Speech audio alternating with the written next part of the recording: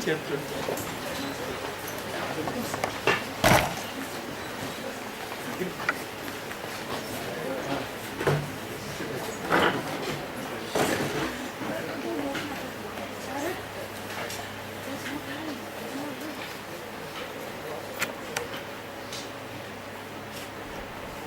morning, one and all. It is my proud privilege to introduce our today's distinguished personality, Dr. P. Subarna Bhatt sir. Dr. P. Subarna Bhatt sir is presently CEO Ekalaksha VLSI Center and Chief Advisor of Sankalpa Semiconductors, Hubli. Born in the year of 1953, he obtained BE degree in 1974 from NITK Surathkal, then KREC, and MTech in 1977 from the same institute. He obtained his PhD from IIT Kanpur in 1984. He started his career in 1974 as a faculty of NITK Surathkal and then continued to serve the same institute till 2004 at the post of HOD ENC department. From 2004 till today, he is with Ekalaksha and Sankalpa. No doubt he is known as a popular teacher, but he is also involved in many research works and he has published in 15 international journals, 4 national journals and 10 international conferences. He is also a faculty of BVB-CET Hubli and 2 of his students are awarded with PhD degree. Presently, he is guiding 3 students. He has also co-authored a book titled Analog Electronics, published in the year 2005. The most important thing I would like to stress about Dr. Subarna Bhatt sir is that he has been awarded with the prestigious Pandit Madan Mohan Memorial Gold Medal in the year 1986 and also he was awarded for one of his design paper as the Best Paper Award at VLSI Conference Goa 1999. His current academic interests are analog VLSI, control theory, fuzzy logic and neural networks. Friends, it is a golden opportunity for students to hear his lectures for these 4 days. On the behalf of all the students and the Department of ENC, I heartily welcome Dr. Subarna Bhatt sir. Welcome to sir.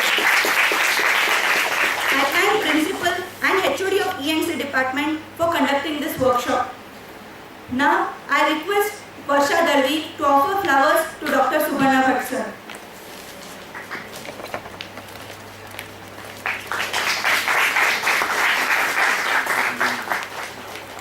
We also have our beloved principal with us. Now I request Manoj Gaikwad to offer flowers to our principal.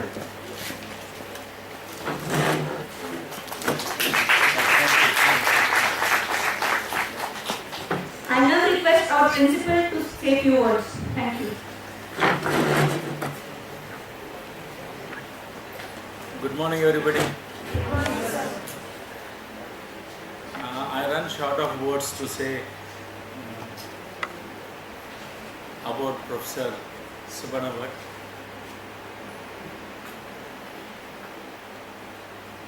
But sir, as it is said by the one who introduced Bhatt sir, he had a very good academic career as a student of NITK faculty, and after his retirement he moved to Hubli. Really, Hubli is fortunate to have Bhatt sir, and you are fortunate to listen to his lectures. He is authority in electronics. I didn't have that opportunity. So you people make use of the deliberations, interact with him.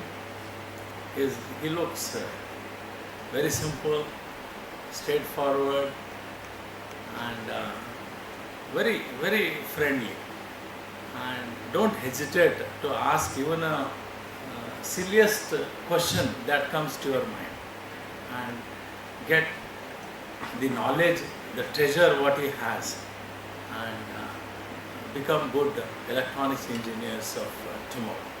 With this, sir, we are really grateful to have you on this occasion. Last year also he came and delivered lectures to our students, and he has been helping us, and you people should make use of his knowledge and interact with him and get your doubts clarified. With this, I request Professor to continue with his lectures. Thank you, sir.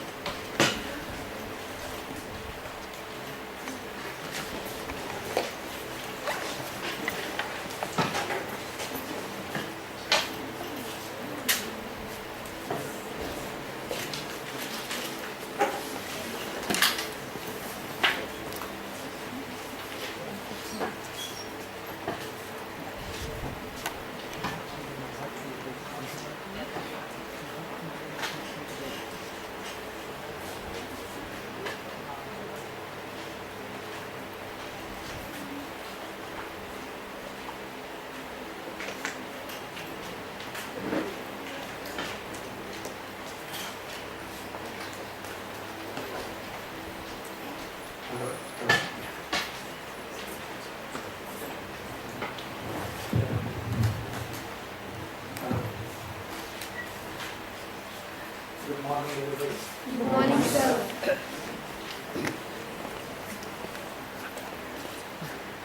That's a couple of words about my introduction. I have been the CEO of Ekalaksha LSI R&D Center. I am not anymore the CEO of Ekalaksha. I have given up that responsibility back to Center, and someone else is heading that organization. I am a consultant and I am a teacher. This is my introduction. See, the focus, the purpose of this interaction is to give some insight about how the industry is thinking and how they will recruit people for their ranks. It will help you to prepare for interviews. That's the basic purpose of this interaction. If you see, the topics that are listed for discussion is the very basics of electrical engineering. It is nothing advanced in that. Okay? But these are the topics on which people will interview. They will interview on these topics. They don't interview you on advanced topics. They interview people on basics. And therefore the topic is decided for this interaction to be the basics. All of us are familiar with the title, right? R, L and C. They are familiar with that. So we will revisit that. So the revisiting part will be effective provided there is a lot of interaction. When I say interaction, you need to ask questions. Okay. One of the things in industry is that if you don't understand, you should ask questions. They are looking for that. People who would respond that way. They call it assertive communication. In industry is looking not only for technical knowledge but also for communication skills. And in communication skills, seminars, presentations, speeches, lectures, this is one part. But there is another part which is man-to-man communication. What is communication after all? What I say something, it is intended to be understood the same way by the other person. If he doesn't understand it the same way, then the communication fails. So he needs to understand it the same way. And many times when someone else is talking, many times it is across the continents, across the countries, national boundaries. Somebody in the US, somebody sitting in Germany is talking to an engineer in Hubli. This is what happens in Central. At that time, he says something, he gives certain type of work to the engineer here. And the engineer has to understand that. If he doesn't understand, he should immediately point out and say, I don't understand what you have said. Is this what you have said? Or is it something else? There is no assertive communication. You have to say when you do not understand, you have to say you don't understand. Therefore, that will be the mode of our interaction also. If you don't understand, you must point out them.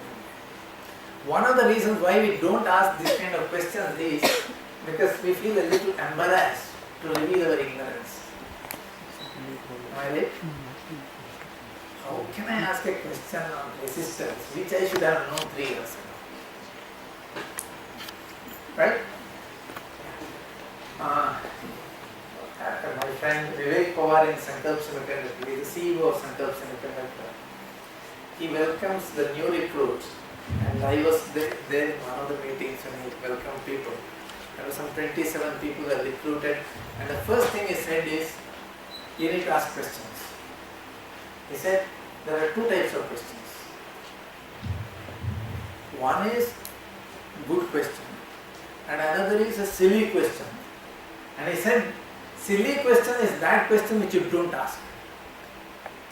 If you ask it, it becomes a good question. So don't retain silly questions in your mind. Ask. Is that okay? Yes. That will be the mode in which we will interact. Ask questions. Very, very essential. Ask questions. I have a friend by name Vidyasagar Ganeshan. Vidyasagar Ganeshan, his name is. He came and delivered some lectures in DVB for the master's degree students. He had some 96 slides, files, PPT files. He said, see, I learned all this by asking questions. Not that somebody taught me, but I asked questions and that's how I learned it.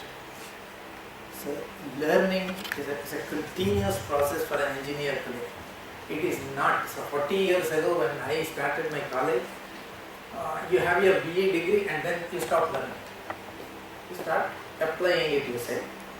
Really it doesn't stop, but they say that okay, formal education stops there. But today it is not like that. You have to continuously learn. So one of the points that we need to stress, we do stress in the colleges is how to learn continuously.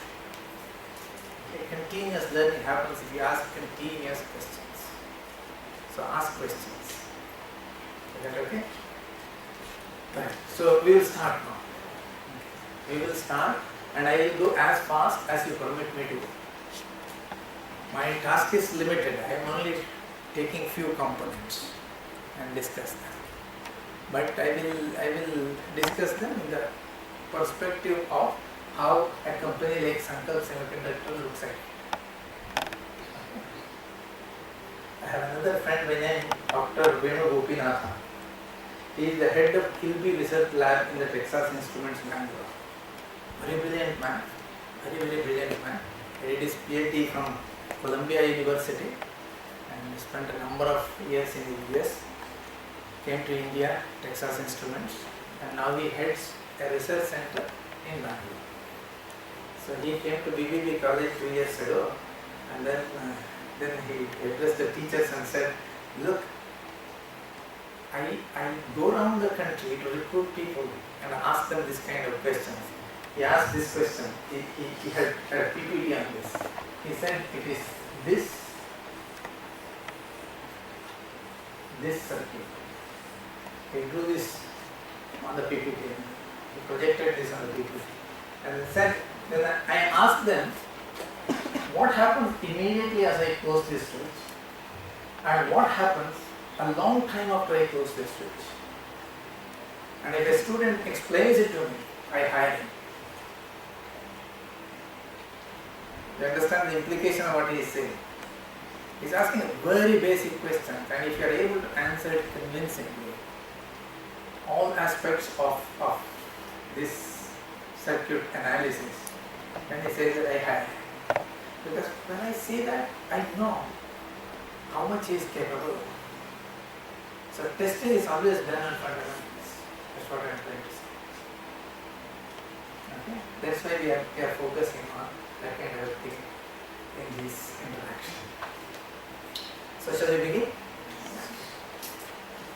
Okay.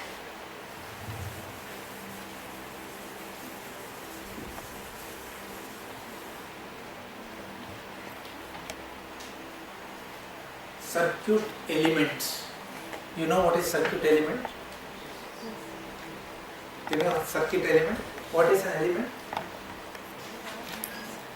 Part of a circuit. Part of a circuit. It is using these elements to make a circuit. There may be in this particular case how many elements were there? 4 of them. One voltage source was there. Switch. One switch was there. One resistor was there. 4 circuit elements were there. So we know circuit elements. These elements can be classified into categories. What are the categories that you can Active, passive. Active, passive, okay. Active, passive. What we like here? Active elements, passive elements. Okay. What are passive elements? Make it better. Which don't have energy of their own. They depend on it. They don't have energy of their own, and they depend on external energy source to operate. Okay. For example, a diode, a BJT. Do they have energy of their own? No. Can I call it passive? Then your definition doesn't meet the requirement, right? So I can't put it here, right? So how do we define passive component? It would be easier perhaps to define this. What is an active component? What is an active component?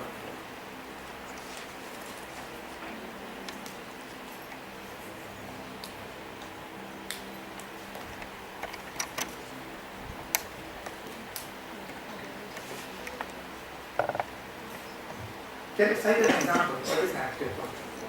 Current source, voltage source, Current source, voltage source. current source and voltage source.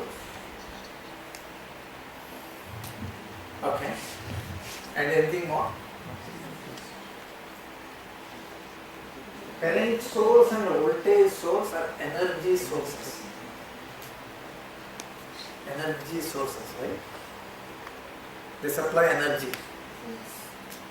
Do you call it active element?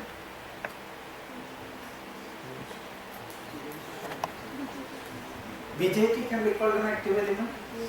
What is the qualification because of which you call it an active element? Why do you call BJT? Is there any other active element that you can say? Is there any other element apart from BJT you can cite? Can you cite a diode as an active element? No? Yes or no? Yes. Yes. There are some yes and there are some no. If you say yes, you should tell me why. If you say no, you should tell me why. See, this is how you think. See, when somebody tells me something in a class, I feel that I understand, but I really do not understand. I have experience of about 30 plus years as a teacher and a little more as a student. And I know when the best of the student in that class, 90%, 98%, 99% student says that he has understood, I know that he understood only 30%, 40%. They really do not understand. Because we don't ask questions, deeper questions. See, this is one of the first things that we say, no? The classification of components. We are lost now. So what is an active element?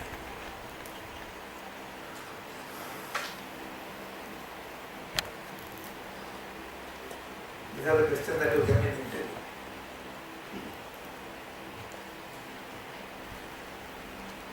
BJT is an active element. We are convinced about that. Why could it be? Produces energy. Does it produce? She said it produces energy of its own. Does it produce? No. It has its own energy. Did you see any circuit so far? A transistor circuit without a power supply? Why do you connect a power supply if it can produce its own energy?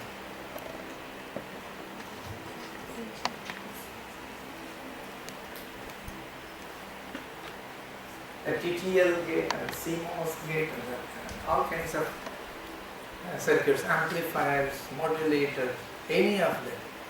Does it operate without a power supply of its own? That is the energy source. Power supply is the energy source, we say. Battery. Most of the time it is battery in electronics. That is energy source. Not the transistor. But transistor, if you want to call it an active device, what does it do? What is the qualification? BJT. Anything more? Op-amp is a circuit by itself. It is not a device or a component. You can call it component provided everybody understands it in the same sense. After all, communication means what you say should be understood in the same sense. In that sense, I can call it component. But otherwise, op-amp is a circuit by itself. So, and we are going to the more basic part of it. Op-amp comprises of what? BJT or MOSFET. Today it is MOSFET. Largely it is MOSFET. Of course, we can say BJT is not wrong. Because the 741 operational amplifier which you use in the lab, you have used that? You are still using it? Yes. It is one of the very good circuits, very good units. So it is very convenient to use 741 op-amp in the laboratory. Very good. So that is BJT based. But today in the industry, 99% of our circuits, 99 are MOSFET based. BJT based is very rare. Very rare because you use BJT only where the PN junction has something to contribute. But not as an amplifier, not as a BJT as an amplifier, BJT as a switch, not that. But BJT as a junction, because of its junction it contributes something, there you use BJT, but not otherwise. So 99% of our VLSI today are MOSFET based. So I should, when I say BJT, I should also say MOSFET.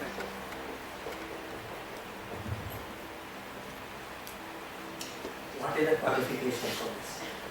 They do not have energy of their own. No. In fact, all that they do is, let me complete this side. On this side, now passive, what shall I list on my side? Resistor, capacitor, or that is the focus of our discussion as per the announcement. It is not the devices. We didn't come up to that. These are the more basic components. We call them passive components. So what is the qualification to be called passive? And what is the qualification to be called active?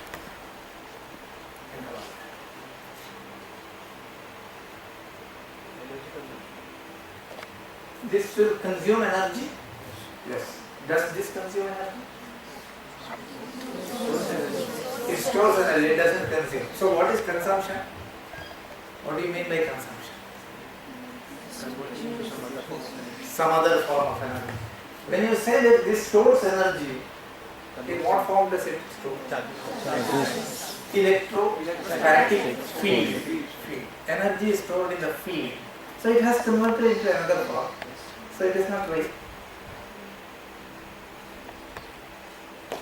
Here it converts into what form? Heat. Either heat or light. But in either case, it just throws it out. It dissipates it. Consumption means it dissipates. It throws it out, radiates it out, either in the form of heat or light. Heat or light is the same thing, right? Except that the frequency ranges are different. Electromagnetic radiation test. It throws it out. Whereas here, the capacitor will convert the electrical energy which is stored in the battery, it will draw and convert it into a different form. That is the field, the electric field, and stores it there. It has converted into a different form, yes, but it has stored it there. When you say stored, what it means is that when you reduce that voltage across the capacitor to zero, it has fed it back. It has been removed back into the electrical energy. So it converts one form to another, but doesn't throw it away. It stores it. And when you say that you don't store it, it will give it back to the parent. Here it is electric field, here it is magnetic field. The inductor is converts into magnetic field. It doesn't dissipate. Whereas the resistor dissipates. When it dissipates, we call it consumption. Consumption means it is not retrievable back into this form. It is gone. Okay? So these are passive elements. They do not consume energy. This consumes energy, this doesn't consume energy, this doesn't consume energy, but it stores energy in another form. But here it is retrievable, but here it is not retrievable. Okay? These are passive elements, we say, or passive components, we say. What does the other one do? What is this? What is the circuit you used the BJT for? BJT has been used for in different circuits. One is amplifier. And an oscillator. Oscillator is also an amplifier with feedback. And the feedback satisfying certain conditions. Yeah, it has to satisfy what are known as the Barkhausen criterion when it is actually oscillating. Or it has to satisfy the Nyquist criterion to start oscillating. Okay. Or amplifier. Or you can also be using the BJT as a switch. The TTL logic that we studied. You have used TTL logic? In the laboratory, you use digital circuits, right? Put it on a breadboard and make connections and see. You have done that? Yes. What family does this digital IC belong to? TTL family. You are sure? What is the power supply voltage for TTL? 3.3. You are using 3.3 volts power supply? Not very sure. It is too close, no? Yeah. have noticed what is the power supply voltage and you have done experiment. 5 volts. Can it be different from 5? Can it be more than 5, less than 5? When you say 5, is it 5.00000 or it can be 5.01 or 4.99? It can be, right? All practical situations are like that. Though we say, in paper we say 5 volt supply, but in practice it may not be 5. If you have noticed, a power supply which is set for 5 volts, as you keep drawing more and more current, that is more and more components in a connect, you draw more and more current, then the voltage will change. Most of the power supplies that you use, the voltage will change. How much can it change? When you say 5, how much can it change? How much can it change means how much can it change and still your circuit will work? About 3.2. No. No. If it is TTL, it is not. If it is some other form, TTL is not.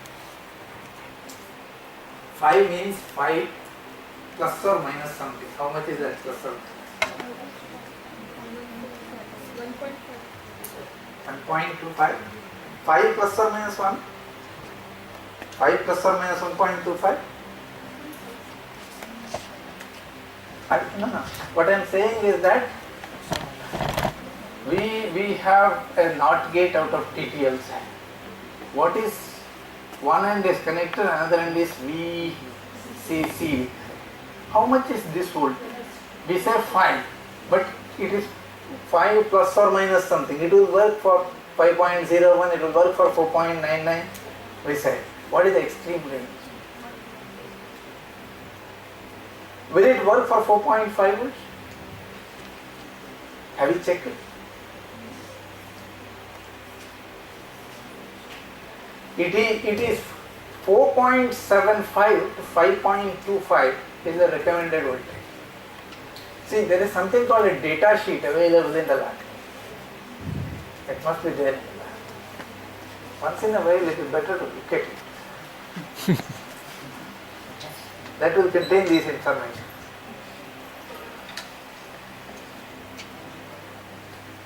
Yeah, then you should ask for more copies. Don't leave it at that. Just move on to the file.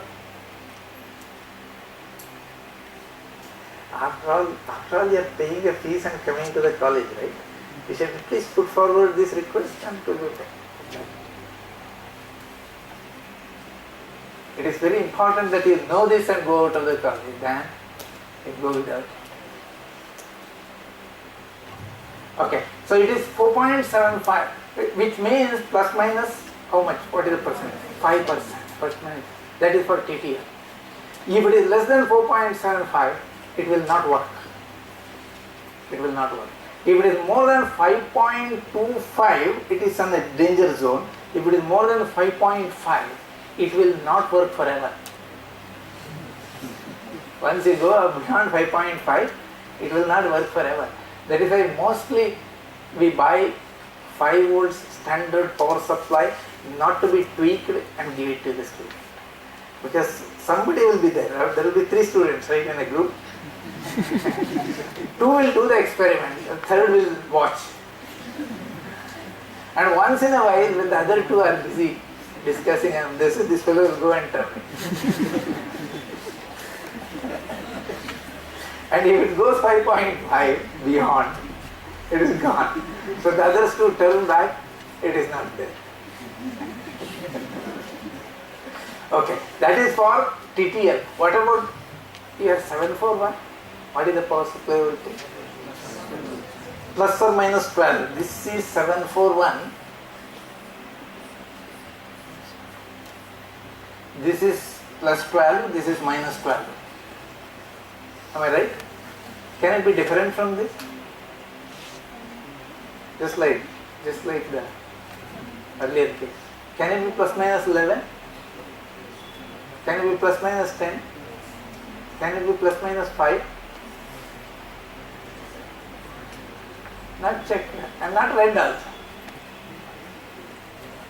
See, lower end you can check, higher end you need to read, otherwise it will go. So what is the upper limit? 15. Recommended is 15. No. Will not recommend. He will say that from plus minus 5 to plus minus 18. You can do anything, but plus minus 5 to plus minus 18. You can put it as plus minus 12, safe, good. But you can also make it plus minus 15. Okay. Look at the data sheets. Okay, so see, it has a great resilience in terms of power supply. You can vary it, you can say 12, you can say 10, you can say 5, even 5. But whereas TTL doesn't have that resilience.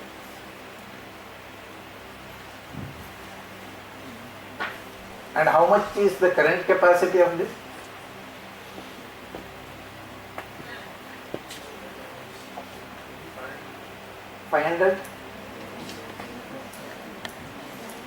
$500 nano amperes minimum.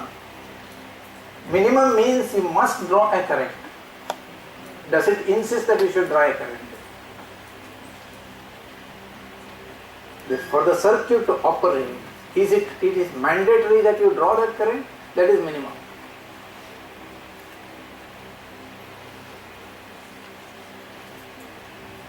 No? Huh?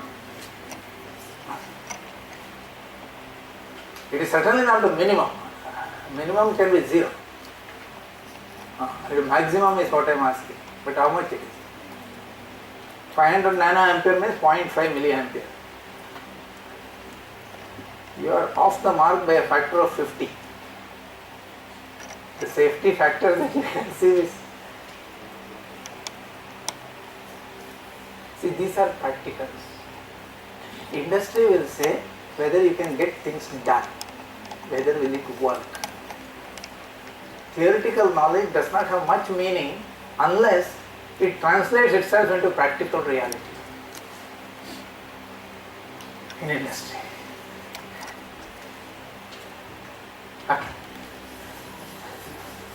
Okay, so again coming back to this, what do we mean by active? They are used for amplifiers.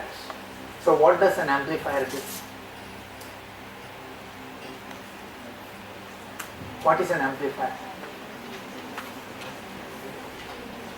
Enhances magnitude of the input. I'll write down so that let us enhances magnitude of it.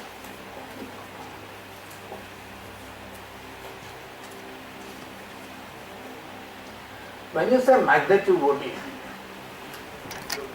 Is it a voltage or current? We are talking about electrical system, right?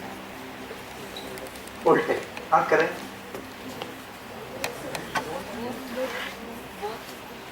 So what modification shall I do here? So we will say that it is voltage bar current. If something enhances the voltage, you will call it an amplifier. What is this component?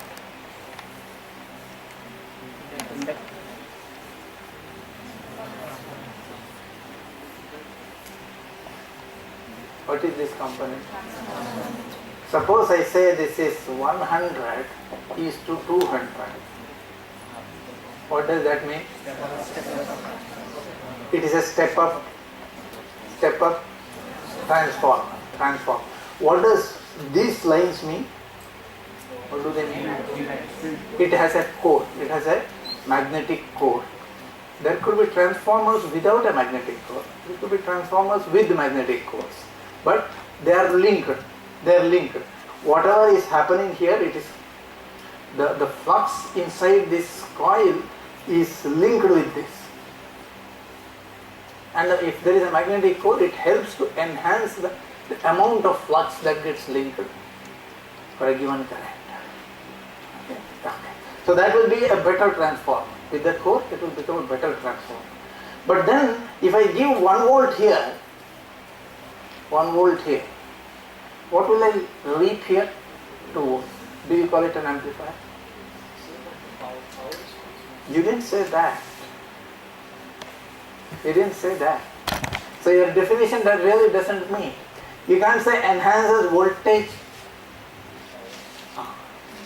It is neither voltage nor current. It is enhances the signal power level. That is an amplifier.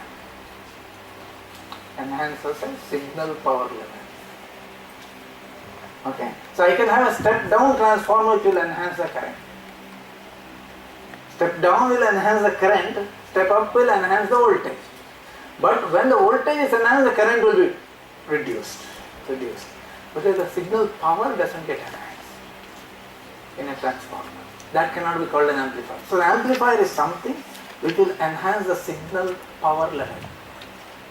Okay. Sometimes it may do that, sometimes it may not do that, because the user finally, the load, we call it the load may not demand it. If it demands, it should be able to supply. If it doesn't demand, it's okay. But it has a capability to do that. Then we call it an amplifier. A circuit like this, generally, a circuit like this, which we have used, right?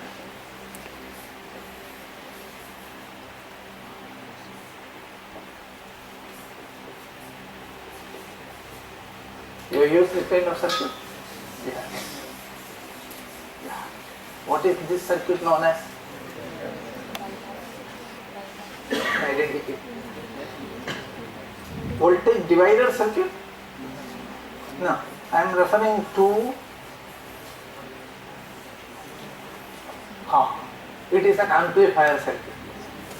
Yeah. This is a voltage divider circuit, yes, this and this together.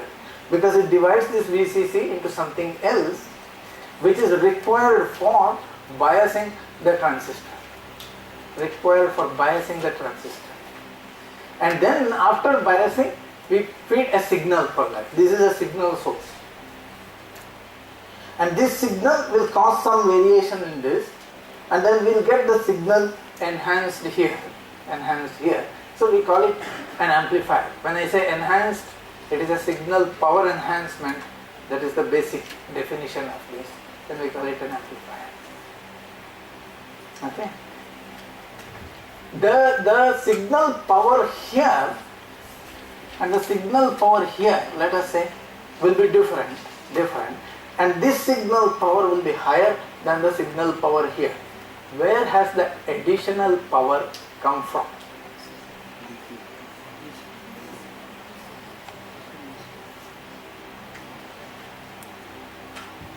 From the BJT?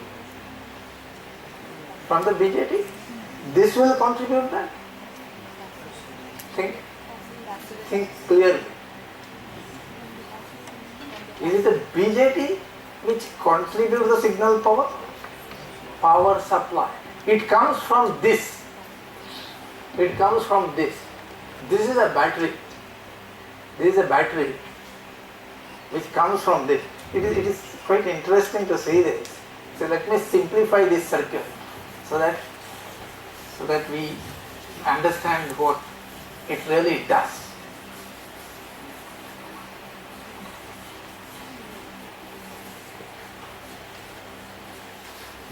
I am simplifying this circuit. I say that okay, this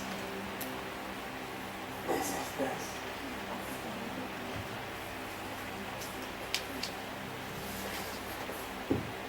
And I feed a signal here. Okay. This I call as RC. I remove this resistance for sake of simplicity so that we understand what the discussion is about. See, when there is no signal here, there is a current flowing here, which I call as IC. Okay. Before going on, when I say IC, what is the difference between this IC, this IC? This is a DC and this is AC? Instantaneous current. Good. This is instantaneous. Correct. Then what is this then? Do you see the difference between these two? This is marked with this, indicating a capital C, and this is a small letter c. Is there a difference between that? This is RMS? This is RMS? Or this is RMS?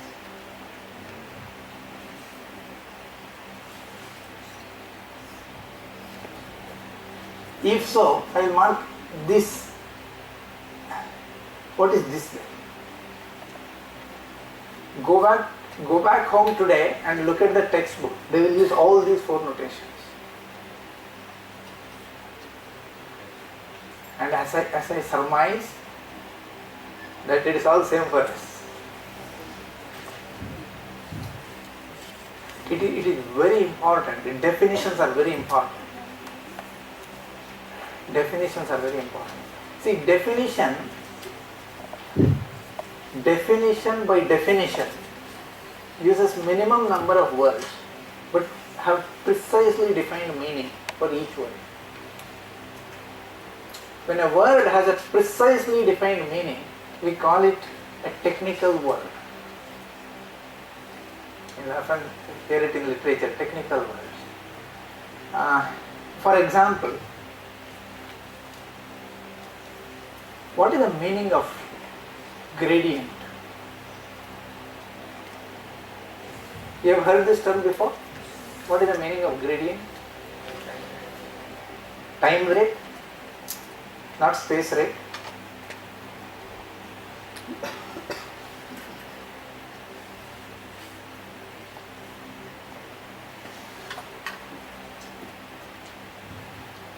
The word gradient, what does it signify to you? What meaning do you derive from that? If I say that in front, when I came, that where the road is going on, the new road is being laid and all that, the terrain is like this. It is slopy. Can I say that there is a gradient there? Right? There is a gradient there. No? So gradient means slope. That is from where we derive the word gradient. It means a slope. Okay? That gradient is a space related gradient. But gradient, when we use in electrical engineering, we use this. Where did you use this? Temperature gradient is one. Any other? Velocity gradient is another. Okay. And any other? Potential gradient. Very often we use that, right? Concentration gradient, potential. Have you used the term concentration gradient? Where did you use it? Chemistry? Electronics, did you use it? Doping, concentration. No, we are talking about concentration gradient. There is something called diffusion current. Have you heard this term? In a semiconductor, there are two types of current. One is a drift current and another is a diffusion current. The diffusion current is because of concentration gradient, and the drift current is because of potential gradient. So we have used this term. Third semester, these terms are defined. Potential gradient, concentration gradient. What do we mean by gradient? A very cursory meaning is that it is slope. Very cursory meaning is slope. Yeah. One quantity, which quantity is this? Can you make a coarser definition? That is right. What you said is not wrong, but it is not precise enough. When you say potential gradient, what do you mean?